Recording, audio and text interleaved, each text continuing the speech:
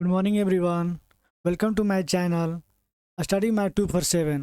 Study Mac 247 के YouTube channel पर आपका स्वागत है। तो फ्रेंड्स, आज की इस वीडियो में हम लोग देखेंगे वीकली करेंट अफेयर्स, जो कि 1 दिसंबर से लेकर 7 दिसंबर तक बनने वाले जो भी मोस्ट इम्पोर्टेंट करेंट अफेयर्स होंगे वो उसको हम आज की इस वीडियो लेक्चर में देखेंगे। तो फ्रेंड्स, चलिए वीडियो का स्टार्ट करते हैं। और वीडियो का स्टार्ट करने से पहले फ्रेंड, मैं आपसे रिक्वेस्ट करूंगा कि अगर आप मेरे यूट्यूब चैनल पर पहली बार आए हो तो प्लीज़ चैनल को सब्सक्राइब करके बेल आइकन प्रेस कर दीजिए, ताकि इसी तरह का वीडियो का नोटिफिकेशन आपको मिलता रहे। और वीडियो अच्छी लगे तो लाइक करें, अपने दोस्तों तक शेयर करें। तो चलिए स्टार्ट करते हैं वीकली करंट अफेयर्स का सेशन। देखते हैं आज का पहला क्वेश्चन। फ्रेंड्स, ये आज का लेक्चर जो है वो बहुत ज़्यादा इंपॉर्टेंट होने वाला है, जो कि आपके सभी एग्जाम्स के लिए, क्योंकि आज कि जो भी एग्ज़ाम हो रहे हैं उसमें करंट अफेयर का बहुत ही ज़्यादा वेटेज रह रहा है। तो उसको देखते हुए जो करंट अफेयर की जो मैंने श्रृंखला चालू की है, उसमें आप डेली डे बाय डे आप करंट अफेयर को देखते जाइए। उससे भी आपका करंट अफेयर का जो पोर्शन है वो कंप्लीट होता जाएगा। तो चलिए देखते हैं इसका पहला क्वेश्चन। जो पहला क्वेश्चन है कि WPL 2026 में सबसे महंगी खिलाड़ी कौन बनी है? Who became the most expensive player in WPL 2026? इसका जो आपका राइट आंसर हो जाएगा दीप्ति शर्मा। ये जो आपका राइट आंसर हो जाएगा। चलिए एक्सप्लेनेशन देखते हैं कि दीप्ति शर्मा जो है WPL 2026 की नीलामी में 3.20 करोड़ में खरीदा गया है, जो इस बार की सबसे हाई कीमत थी। और दीप्ति शर्मा को बेस्ट प्राइस था वो था 50 लाख थी, लेकिन नीलामी में उनका मूल्य जो है 3.20 करोड़ तक चला गया और सबसे महंगी खिलाड़ी बन गई हैं। दूसरी महंगी खिलाड़ी की बात करें तो वो जो है दूसरी बहुत महंगी खिलाड़ी थी, कौन? एमिला कीर, लेकिन उन्हें जो है 3 करोड़ ही मिली, जो दीप्ति से थोड़ा कम है। तो यानी कि फर्स्ट पे जो है कौन खिलाड़ी सबसे महंगी बनी, वो है दीप्ति शर्मा। दीप्ति शर्मा। सेकंड जो है वो एमिला केर, जो है वो 3 करोड़ उनको मिली। तो इसको देखते हुए वो दूसरे नंबर पे हैं। चलिए देखते हैं नेक्स्ट क्वेश्चन। भारत में नए भूकंप जोन मैप के अनुसार अब कितने भूकंपीय अर्थक्वेक जोन जो है बने हैं? इसका जो आपका राइट आंसर हो जाएगा 5th जोन। यानी कि 5 जोन में अब ये जो इंडिया को हो वो अर्थक्वेक्स को देखते हुए उनको 5 जोन में बांटा गया है। चलिए देखते हैं उसके बारे में। 5 जोन है नए 2025 में अपडेटेड मैप में कुल 5 भूकंप जोन बनाए गए हैं, जिनमें नया और सबसे उच्च जो है जोखिम वाला जोन है वो 6th है। 6th जोन वो सबसे हाई जोखिम वाला जोन को वो 6th में रखा गया, जोन 6th में रखा गया है एरिया को।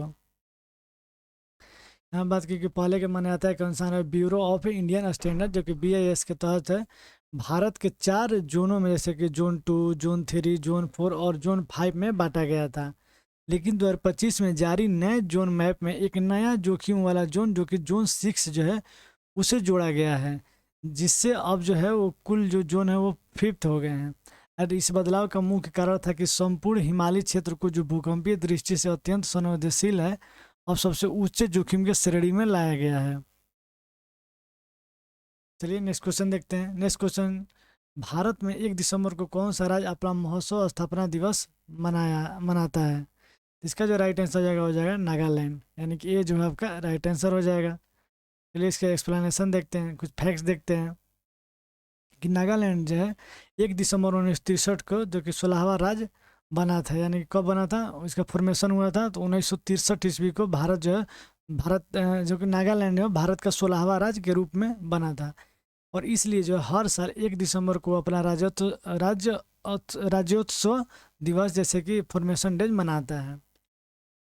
दिसंबर 1963 में जो है नागालैंड को भारत का 16वां राज्य घोषित किया गया था, और इसलिए जो हर साल 1 दिसंबर को नागालैंड का दिवस मनाता है। और वर्तमान में बात करें तो वहाँ के निफू रियो जो है नागालैंड के मुख्यमंत्री हैं। और राज्य में वर्तमान राज्यपाल की बात करें तो वहाँ के गवर्नर जो है अजय कुमार भल्ला, ये जो वहाँ के गवर्नर हैं। उन्हें जो 25 को 22वें राज्यपाल के रूप में शपथ दिलाई गई थी। चलिए देखते हैं नेक्स्ट क्वेश्चन। भारत और मालदीव के बीच संयुक्त अभ्यास इक्वेरिन का 14वां संस्करण 2025 में कहाँ आयोजित किया गया है? तो यहाँ पर अगर बात करें कि ये जो इक्वेरिन जो है संयुक्त अभ्यास ये किन किन दो देशों के बीच में होता है, तो ये भारत और मालदीव के बीच में होता है। और ये कौन सा संस्करण रहा इस बार जो है 14वां संस्करण रहा। इसका जो राइट आंसर हो जाएगा कहाँ पर ये आयोजन किया गया, तो ये केरल के तिरुवनंतपुरम में इसका आयोजन किया गया, यानी कि सी जो आपका राइट आंसर हो जाएगा। चलिए देखते हैं कि केरल इक्वेरिन जो 2025 का 14वां संस्करण जो है 2 से लेकर 15 दिसंबर 2025 को तिरुवनंतपुरम केरल में आयोजित किया गया। इस वर्ष जो है 2025 का 14वां इक्वेरिन जो 2 सितंबर 15 दिसंबर तक आयोजित किया जाएगा।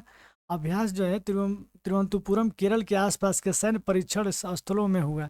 इसमें भारतीय सेना और मालदीव राष्ट्रीय रक्षा बल जो कि MNDF दोनों द्वारा सैनिक टुकड़ियों भी शामिल थे।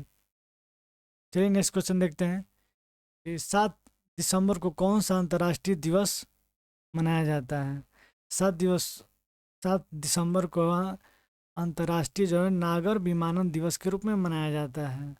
अंतर्राष्ट्रीय नागर विमानन दिवस की बात करें तो इंटरनेशनल सिविल एविएशन डेज के रूप में मनाया जाता है इस दिन को। ये दिन मनाया क्यों जाता है कि यह दिन जो अंतर्राष्ट्रीय हवाई यात्रा, वैश्विक कनेक्टिविटी जिसको और ICAO that means international civil aviation organisation की भूमिका को सम्मान देने के लिए मनाया जाता है। इस दिन की घोषणा जो ICAO ने की थी और बाद में UN ने इसकी आधिकारिक रूप से मान्यता दी थी, यूनाइटेड नेशन ने। चलिए नेक्स्ट क्वेश्चन देखते हैं कि संयुक्त राष्ट्र के विश्व मृदा दिवस जिसमें वर्ल्ड सॉइल डे 2025 की आधिकारिक थीम क्या है और जो हर साल 5 दिसंबर को मनाया जाता है। तो फर्स्ट क्वेश्चन हो जाएगा कि वर्ल्ड सॉइल डे आपका कब मनाया जाता है, तो 5 दिसंबर को मनाया जाता है। और 2025 के इस बार का जो थीम था वो क्या था, इसका जो राइट आंसर होगा कि healthy soil for healthy cities, यानी कि टी जो आपका राइट आंसर हो जाएगा। नेक्स्ट क्वेश्चन देखते हैं कि अंतर्राष्ट्रीय चीता दिवस हर साल कब मनाया जाता है। तो चीता दिवस हर साल वो 4 दिसंबर को मनाया जाता है, यानी कि बी जो आपका राइट आंसर हो जाएगा। चीता दिवस का उद्देश्य ये जो है। नेक्स्ट क्वेश्चन देखते हैं, हाल ही में स्वराज कौशल का निधन हुआ है। स्वराज कौशल किस राज्य के राज्यपाल रह चुके थे, तो वो जो है मिजोरम के, यानी कि बी जो आपका राइट आंसर हो जाएगा, मिजोरम के अभी राज्यपाल के रूप में थे। तो स्वराज कौशल जो है पूर्व सांसद और प्रसिद्ध वकील, हाल ही में इनका निधन हो गया है और वे मिजोरम के राज्यपाल रह चुके थे। कहाँ के, मिजोरम का। कब से कब तक, 1990 से लेकर 1993 तक। और वे जो भारत के पूर्व विदेश मंत्री सुषमा स्वराज के पति भी थे। उनका कार्यकाल जो है उस समय महत्वपूर्ण था जब मिजोरम में शांति प्रक्रिया और प्रशासनिक स्थिरता का दौर से गुजर रहा था। चलिए नेक्स्ट क्वेश्चन देखते हैं कि उधौली पर्व किस समुदाय द्वारा मनाया जाता है।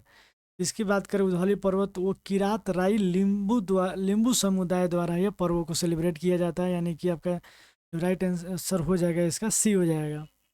और यहाँ पे बात करें कि ये उधौली जो है त्यौहार जो है किरात समुदाय विशेषकर राई, लिम्बू, याक्खा आदि जनजातियों द्वारा मनाया जाता है। यह पर्व जो है सदी की शुरुआत और माइग्रेशन सीजन को दर्शाता है जब लोग पहाड़ों से नीचे इलाकों पर उतरते हैं। और यह त्यौहार मुख्य रूप से नेपाल, सिक्किम, दार्जिलिंग, असम और पूर्वोत्तर भारत में मनाया जाता है।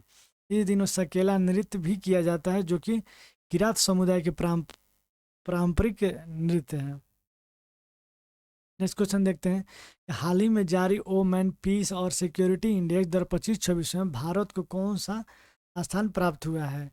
What rank has India secured in a recently released Omen Peace and Security Index 2025 to 26? इसका जो आपका राइट आंसर हो जाएगा वो हो जाएगा 131, दैट मीन्स 131वां जो है रैंक जो भारत को मिला है। तो ओमेन पीस सिक्योरिटी इंडेक्स में विश्व के महिलाओं की सुरक्षा, अवसर, न्याय, शिक्षा, आर्थिक भागीदारी, निर्णय निर्माण, अधिकार आदि के आधार पर जो है देशों की रैंकिंग जारी करता है। यह इंडेक्स जो है Georgetown Institute of Women Peace and Security द्वारा प्रकाशित किया जाता है। और इस बार जो है भारत का रैंक जो 151 था और 131 था, सॉरी फ्रेंड। और यह स्थान दर्शाता है कि महिलाओं की सामाजिक सुरक्षा, राजनीतिक प्रतिनिधित्व, शिक्षा, स्वास्थ्य की पहुंच और आर्थिक भागीदारी के कई क्षेत्रों में सुधार की आवश्यकता बनी हुई है। इस इंडेक्स का मूल्यांकन जस्टिस यानी कि न्याय, सिक्योरिटी यानी कि सुरक्षा, घरेलू और सार्वजनिक दोनों इंक्लूजन शामिल होता है, जैसे शिक्षा, वित्तीय भागीदारी, राजनीतिक प्रतिनिधियों को भी ये शामिल करता है। तो चलिए देखते हैं नेक्स्ट क्वेश्चन।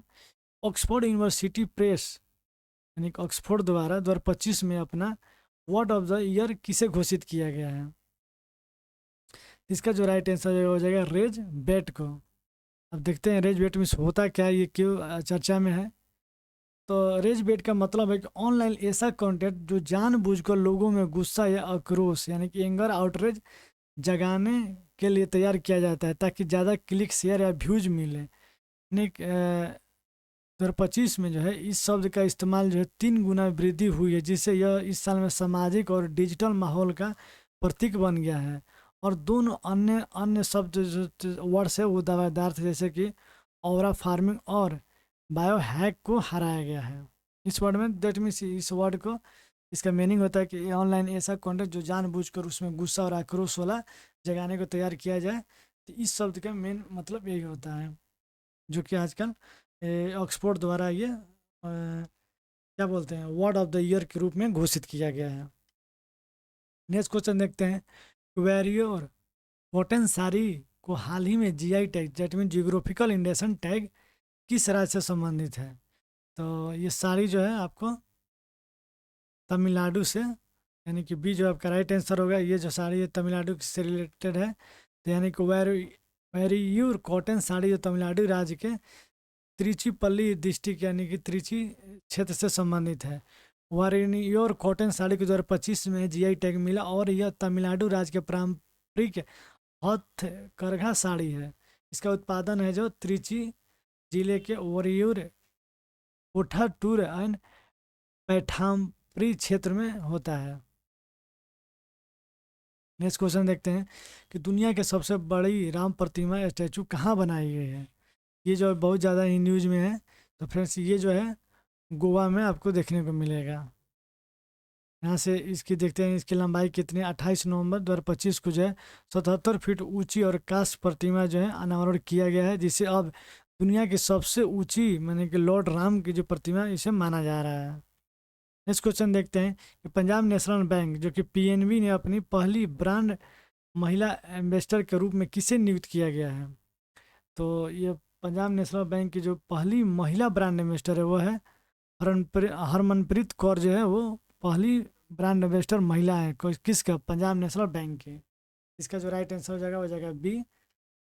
चलिए देखते हैं इसके बारे में कुछ इंपॉर्टेंट फैक्ट्स कि पीएनबी ने 1 दिसंबर 2025 की घोषणा की उन्होंने पहली बार किसी महिला को बैंक का ब्रांड एम्बेसडर बनाया है और वह हरमनप्रीत कौर हैं। उसी अवसर पर पीएनबी ने नए प्रीमियम उत्पाद रुपे मेटल क्रेडिट कार्ड लक्सा और पीएनबी 1 2.0 डिजी सूर्या घर और आईआईबीएक्स पोर्टल ऑन बोर्डिंग की लॉन्च की है। ये कुछ उनके फीचर हैं पंजाब नेशनल बैंक के जो इन्होंने इस समय ही इसको लॉन्च किए हैं। चलिए देखते हैं नेक्स्ट क्वेश्चन कि माउंट मेरापी ज्वालामुखी कहाँ स्थित है? ये हाल ही के दिनों में ये बहुत ज़्यादा ही न्यूज़ों में था। इसकी बात करें तो ये था इंडोनेशिया जावा द्वीप में। तो सी जो आपका राइट आंसर हो जाएगा। तो माउंट मेरापी दुनिया के सबसे सक्रिय ज्वालामुखी में से एक है। यह इंडोनेशिया के जावा द्वीप पर स्थित है और योग्यकर्ता शहर के पास है। और इसका नाम जो है मेरापी का अर्थ होता है अग्नि का पर्वत यानी कि माउंटेन ऑफ फायर होता है। नेक्स्ट क्वेश्चन देखते हैं कि दुनिया के सबसे कम उम्र में फीडे रेटिंग प्राप्त करने वाले खिलाड़ी का नाम क्या है? तो इसका जो राइट आंसर हो जाएगा फ्रेंड्स वो हो जाएगा सर्वज्ञ सिंह कुशवाहा। इनको जो है ये फीडे रेटिंग में ये सबसे कम उम्र के खिलाड़ी हैं जो इनको यह सफलता मिली है। तो यहाँ पे देखें कि मध्य प्रदेश के सागर जिले में इनका बिलोंग करते हैं। इन्होंने मात्र 3 साल 7 महीने और 20 दिन की उम्र में फीडे रेटिंग प्राप्त कर नया वर्ल्ड रिकॉर्ड स्थापित किया है।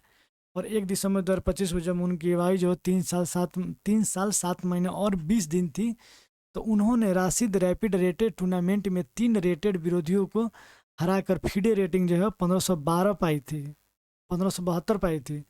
और इससे पहले यह रिकॉर्ड था अनीस सरकार के नाम था जिन्होंने 3 साल 18 महीने की उम्र की रेटिंग पाई थी। तब ये रेटिंग जो है वो सर्वज्ञ सिंह कुशवाहा के नाम पर हो गया है। तो फ्रेंड्स ये रहा 1 से लेकर 7 दिसंबर से बनने वाले मोस्ट इम्पोर्टेंट करंट अफेयर मैं कंप्लीट करा दिया है। तो वीडियो को शुरू से लेकर अंत तक आप ध्यान से देखिएगा ताकि आपके करंट अफेयर जो भी है आपका कंप्लीट हो जाए।